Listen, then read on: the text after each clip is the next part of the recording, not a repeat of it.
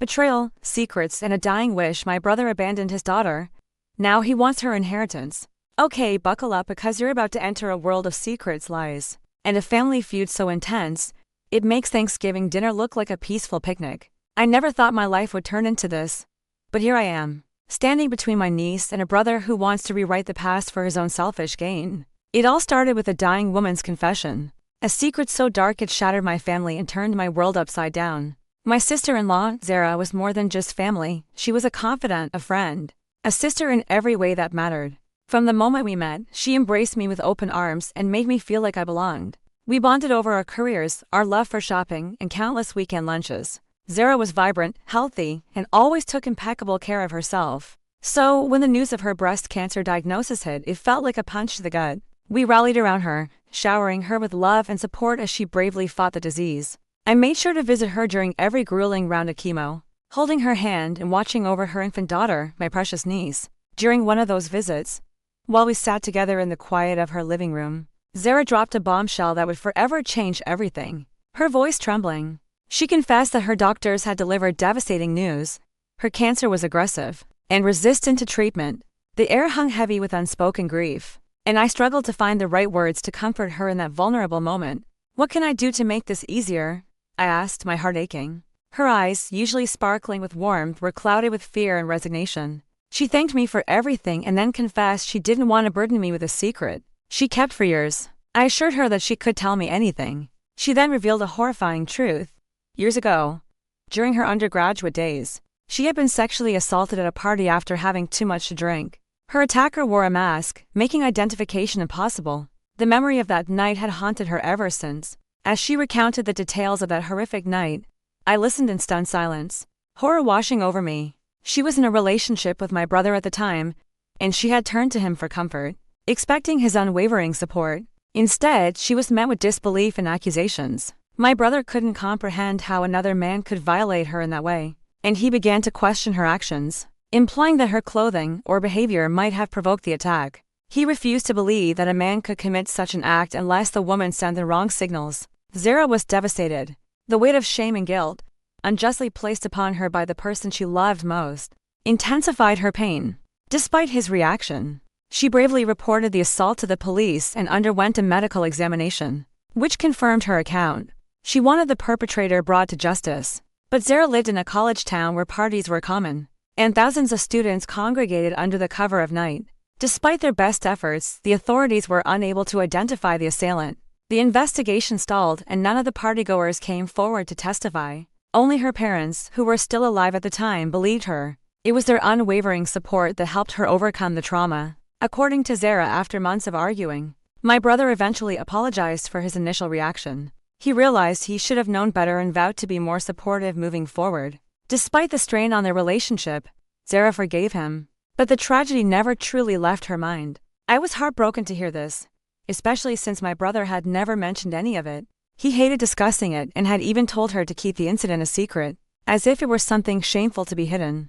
I gently squeezed Zara's hand and assured her that I didn't blame her for anything that had happened. It was never her fault. Zara offered me a bittersweet smile and told me she had more to say. She spoke slowly, each word a confession, a plea for understanding. She then revealed that she had been sexually assaulted again after the first incident, this time by her former employer. I remembered how she had abruptly left her job a few years prior, despite always loving it. She had never told me why, until now. Her hands trembled as she described the terror and helplessness she felt during the second assault.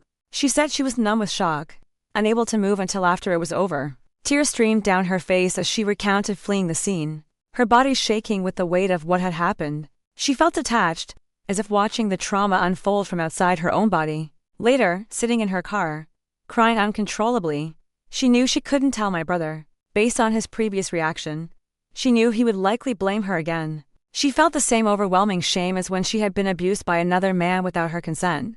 She felt unclean and repulsed by herself. This time, the trauma had a devastating impact on her mental health.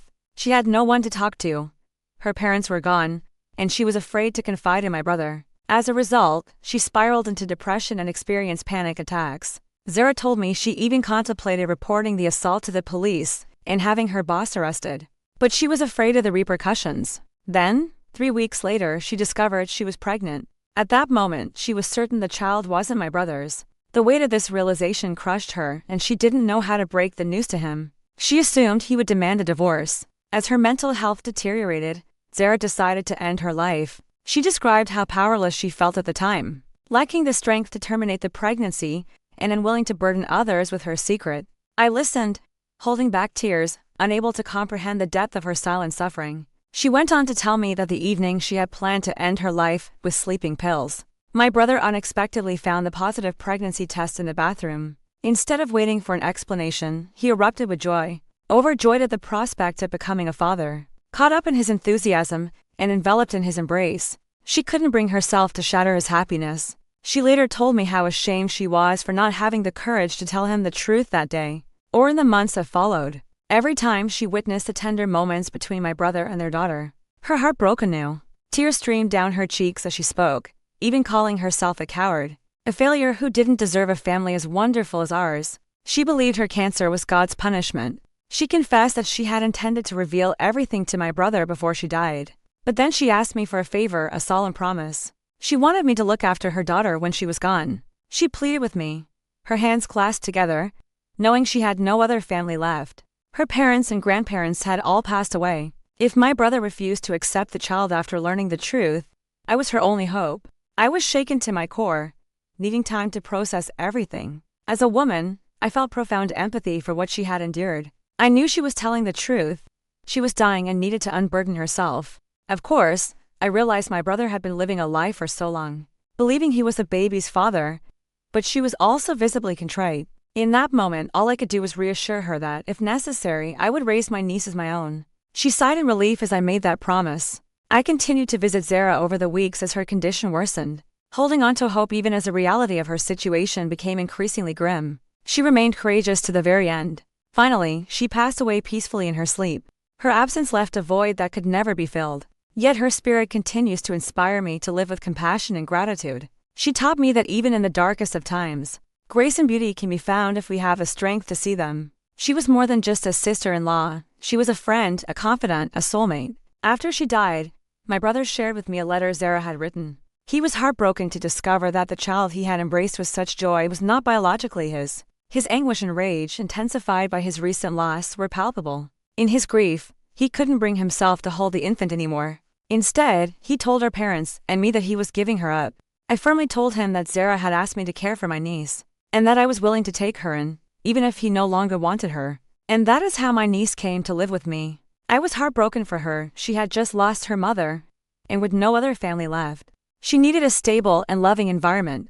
Later, when we gathered for the reading of Zara's will, everyone was already on edge, knowing that my niece was not my brother's biological child. The news divided many of my family members. Zara, however, was no longer there to face their judgment. According to her will, she had made specific and meticulous plans for her daughter's future, leaving every asset and resource she had accumulated over the years for her daughter's benefit. Zara had inherited a substantial fortune from her parents and grandparents, so there was a significant amount of money involved. To my brother's dismay, which only intensified his pain and sense of betrayal, he was not mentioned in the will. She had specifically entrusted the management of those funds to me, provided I was willing to take on the responsibility of caring for her daughter. This revelation surprised me and everyone else. I suppose this is why Zara had asked me to make that promise weeks before she died, so she could update her will accordingly. Otherwise, he never would have let my niece have anything and would have abandoned her without money. My brother refused to care for the child, so I was eventually granted full custody of my niece. The financial support from Zara's estate has enabled me to provide for her all these years. My brother attempted to challenge me over the inheritance, believing he was entitled to at least half, but the judge ruled against him. My brother told me he wanted nothing to do with Zara's daughter, and never wanted to see my face again, accusing me of betraying him by taking her in. I firmly told him I was sorry for his pain, but I would not break my promise to Zara. I acknowledged that my sister-in-law's decision to keep the truth from my brother was wrong. However, now that she was gone, I was convinced that the child was not to blame for her parents' choices. That is why I focus solely on creating a loving and secure home for my niece, shielding her from the complexities of the past. Over the years, I have used the funds Zara left behind to ensure my niece has everything she needs. I even purchased a house for her, which she will inherit when she turns 18. I have done everything in my power to send her to the best schools and care for her, as if she were my own daughter. I am not married and have dedicated my entire life to raising my niece. Despite my best efforts, my niece, understandably, has questions about her parents, especially her father. She misses my brother, but she understands that relationships cannot be forced. My decision to prioritize my niece's well-being has strained my relationships with other family members. They have all chosen to cut ties with me and no longer invite me to family gatherings, claiming that my actions are foolish and that I have prioritized my niece over my own family. Even my parents believe I should have given up my niece, and have often expressed their disappointment that I am raising someone else's child. As you can imagine, the past several years have been a challenging journey, as I have had to navigate the chasm between what I believe is right and the ramifications of those decisions on my family connections. This year, as my niece approaches her 18th birthday, I feel a sense of accomplishment as I prepare to transfer all of her assets, including the property I acquired for her, into her own hands. It's a significant milestone, one I've worked tirelessly to reach. I feel like I have done everything I could to protect her up until now, and she is ready to make her own decisions. Then, last week, my brother contacted me unexpectedly, saying he needed to discuss something serious. My heart skipped a beat. I foolishly hoped that he had realized his mistake and wanted to reconnect with me and my niece. I agreed to meet him, but I didn't want my niece to get her hopes up until I knew his intentions. So I arranged for us to meet while she was at school. When my brother arrived, there was a sense of both expectation and awkwardness as we exchanged pleasantries. He told me that he had since remarried, and I was pleasantly surprised to learn that he now had 2 children of his own. He showed me pictures of them, and his boys looked just like him. I was disappointed that he hadn't invited me to his wedding, but I understood that he did what he had to do after Zara had deceived him. During our conversation, I couldn't help but feel proud as I shared stories of my niece's accomplishments and growth. I told my brother that she occasionally asked about him, and that she was a remarkably mature young woman. I thought he would be happy to hear it. Despite my eagerness to share these positive updates, he seemed indifferent to my niece. He interrupted me, his tone immediately turning serious. He explained that he hadn't come to discuss my niece, but to ask for ownership of her house. I stared at him in disbelief as he revealed that his family had suddenly lost their home, and that her parents had already loaned him a significant amount of money over the years, so he could no longer ask them for assistance. Knowing that I had purchased the house with Zara's money, he believed it was only fair for me and my niece to let him have the house, to accommodate his family, while we moved into a smaller space. I questioned how he could even ask such a thing. My brother defended his request by claiming that he had previously done so much for Zara, but she had turned out to be nothing but a liar. I knew this wasn't true. Zara had always worked and paid her share of the bills, even throughout her chemotherapy treatments. She had her own medical insurance and covered her own medical expenses. I pointed this out to my brother, telling him it was absurd for him to expect a house when he hadn't even bothered to raise my niece. After Zara died, this only made him angrier. He told me that, as his sister, I should stop holding on to the past and instead help him and his family by securing the house. Before my niece turned 18, he urged me to see things his way, claiming that the house was rightfully his. The weight of his words hung heavy in the air as I considered his request. I couldn't help but think about the ramifications of such a decision. The property was more than just a physical asset. It symbolized the security and stability that had been meticulously planned for my niece's future. To give it up, no matter how desperate my brother was, would mean breaking promises and jeopardizing the stability I had fought so hard to establish. My niece's well-being and future were paramount. Any decision involving her assets had to be made with her best interests in mind, no matter how difficult or emotional the situation. In that moment, I realized the gravity of the situation and the need to stand my ground.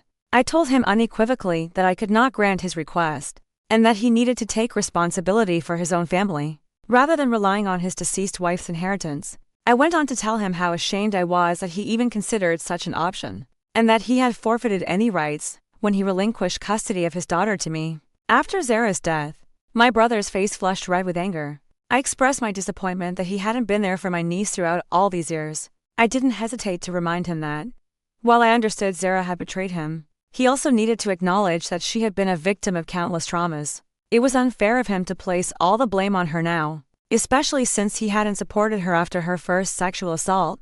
When I mentioned the assaults, he demanded to know how I knew about them, as no one else knew the truth. That's when I revealed that Zara had confided in me, entrusting me with the responsibility of caring for my niece before she died. Upon hearing this, my brother became accusatory, alleging that I, like Zara, was a liar. I shook my head, reminding him that Zara was terminally ill and had suffered enough. After years of him shirking his responsibility towards his daughter, While I did everything I could to provide for her, he had no right to bring up the past and complain now, simply because he wanted Zara's money. I was tired of him constantly playing the victim. It was disheartening to see him shift blame and claim entitlement when he hadn't financially supported my niece for years. His audacity in coming 16 years later and demanding ownership of her house felt like a slap in the face, ignoring all of my sacrifices and my niece's security. My brother was furious that I refused to give in to his demand. Since our meeting, he and my parents have been bombarding me with calls and messages, accusing me of being unreasonable and insisting that I show loyalty to them, my family, rather than my niece. It's demoralizing and heartbreaking to see that, when money is involved, even your own blood relatives can transform into unrecognizable versions of themselves. I continue to stand my ground for my niece and refuse to cave to my brother's outrageous demand. Update 1. First and foremost, I am overwhelmed by the kindness everyone has shown in the DMs and comments. Thank you for making me smile. Secondly, I can't tell you how many women have contacted me, sharing their own stories and expressing how much they relate to what Zara went through. I wish I could give each and every one of you a hug and ease your pain. Sexual assault is one of the most horrific things that can happen to a woman, and I wish someone could have helped Zara at the time. She wasn't a bad person and she didn't deserve what she went through. It's unfortunate that I have to defend her, but just because you haven't experienced sexual assault doesn't mean others haven't. Zara demonstrated incredible courage following the first assault, but the second incident left her paralyzed with fear, as is common among sexual assault victims. I wish she had felt comfortable opening up to me sooner, because I would have been there for her in every way. Knowing what she endured crushes my heart, and I wish I could have been there for her during those difficult times. To those who call Zara a cheater and question her story, I sincerely hope you never experience such anguish, only to have your truth dismissed. If Zara had truly had an affair, she could have instructed me to contact the man for custody after she died. Furthermore, if there had been an affair, the man would not have remained silent all these years. He most certainly would have come forward, especially given the amount of money Zara left behind for her child. If she had an affair, I'm sure she would have wanted her daughter to know her biological father. Zara did everything in her power to protect her daughter. Update 2. I sat down with my niece and told her that her father had recently contacted me, and that his primary goal was to seize control of her house. I cautioned her to be careful. As I spoke, I could see the rage and pain in her eyes. She had hoped for years that her father would reach out to her because he genuinely cared. However, upon learning that his contact was driven by his own self-interest, she was crushed. I can't believe him, she told me. After all this time, he only reached out when he needed something. She expressed her disinterest in having anything to do with him and conveyed her gratitude that her mother had not left him anything. She then embraced me and expressed her appreciation for everything I had done for her over the years. Her words were both painful and empowering. It brought tears to my eyes, knowing that despite the hurt from her father, she was resilient and determined to move forward without him. Update 3. Following my conversation with my niece, I made the decision to send an email to my parents and brother, documenting everything and clearly stating my position. In the email, I detailed our previous interactions and emphasized that they had no right to demand that I surrender my niece's home to my brother. I emphasized that this request constituted financial exploitation and stated unequivocally that I would take legal action if my brother attempted to harass me or my niece again in order to obtain the house for his family. I notified my brother that by deciding not to care for his child, he had given up all rights. I also discussed the numerous difficulties and hardships I had encountered while raising my niece alone. I highlighted the emotional, financial, and logistical obstacles I had faced in providing her with a secure and loving home. I also notified him that he had never paid child support or checked in on his daughter. In all these years, I pointed out that he and my parents should feel nothing but guilt for attempting to take something that did not belong to them. I insisted that they had no right to suddenly intervene and make demands after all this time, especially given that they had contributed nothing to her upbringing or well-being. The email was thorough and honest, reflecting the sacrifices I had made for my niece. I reiterated my determination to protect her and honor Zara's wishes, no matter what. My message was clear and unequivocal. They had forfeited their right to be a part of her life due to their neglect and lack of support. I never received a response after sending the email. However, my brother and parents have not contacted me again, which is fine. The silence speaks volumes, and I'm glad to have some peace knowing they won't interfere with my niece's life any longer. My niece is now preparing for her prom and her impending birthday celebration. Watching her navigate these exciting events fills me with pride. I am so proud of the woman she has become, and I look forward to supporting her through every significant milestone in her future. It makes me emotional just thinking about how much she has grown and how much she resembles Zara, especially in her lips and brow. Every day, I see Zara's strength and resilience in my niece, and I can only hope that she will be as courageous as her mother, no matter what. Thank you for watching. If you haven't already, please subscribe and hit the notification bell to stay updated with more real-life stories. So, Reddit, after hearing everything, do you think I handled this situation correctly? Was I right to stand up to my brother and protect my niece's inheritance, even if it meant alienating my entire family? Should I have tried harder to reconcile with them? Or was cutting ties the only way to ensure my niece's future? I'm genuinely curious to hear your opinions and perspectives on this complicated family drama.